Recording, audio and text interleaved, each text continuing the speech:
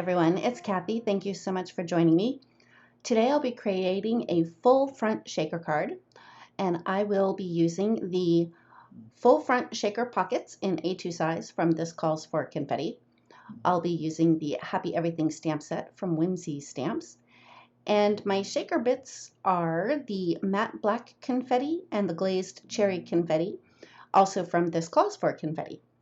And on a side note, the full front shaker pockets are also available in a mini slimline size as well as a full slimline size. I'll be sure to have everything that I used linked in the description box below for you.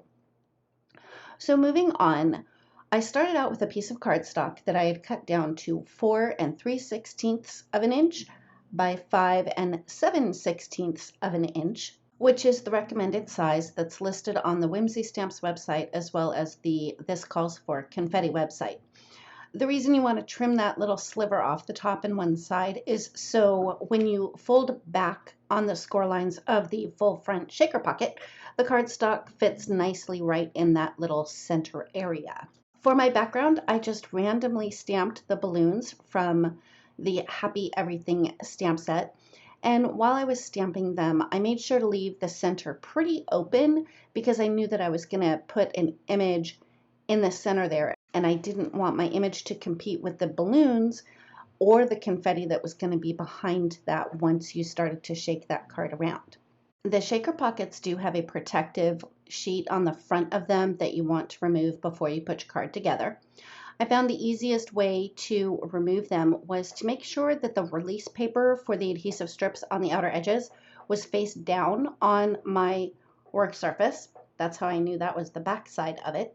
And then I used my dental pick and started to scratch on one of the sides there just to get it going. Once I was able to scratch that up a little bit, it was really very easy to remove.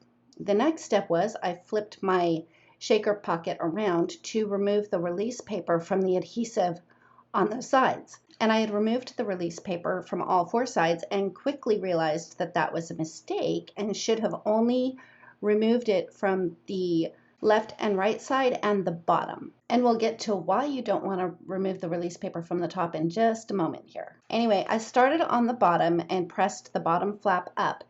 And then I moved to the sides, and I found using an acrylic block and running it along that adhesive strip really helped to make it stick really well. It also helped to burnish the score lines that are embossed onto the shaker pocket.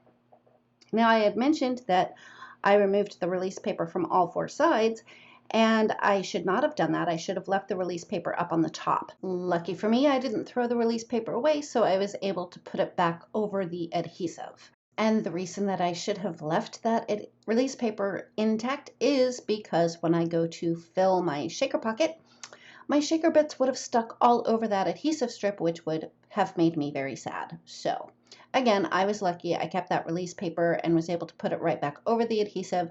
And then it was time for the fun part, which was to fill my pocket with all the fun shaker bits. Then I removed the release paper and folded down the top flap and again used the acrylic block to burnish the adhesive and the score line really well.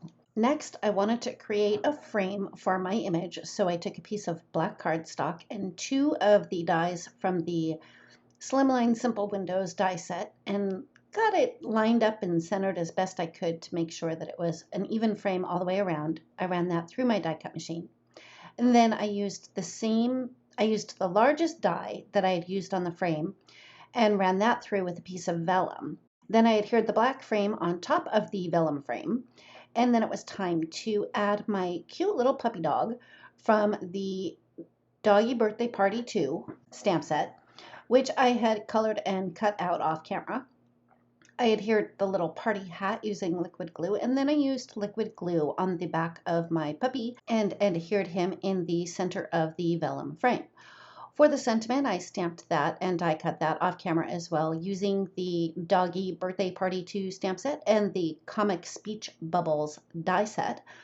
I used a little bit of liquid glue on the left-hand side of that comic speech bubble to adhere it to the vellum, and then I put liquid glue on the back side of that whole piece and adhered that right to the center of my full front shaker pocket I put a piece of scratch paper on top and an acrylic block to weight it down just to give that glue a little bit of time to settle in. And I adhered my shaker pocket to the front of a top folding A2 sized black note card. And that's it. That finishes up my card for today. Thank you so much for joining me. If you like this video, please give it a thumbs up. If you've not yet subscribed, we'd love it if you would. And don't forget to ring the bell so you're notified every time a new video is posted. Thanks again, and we'll see you next time.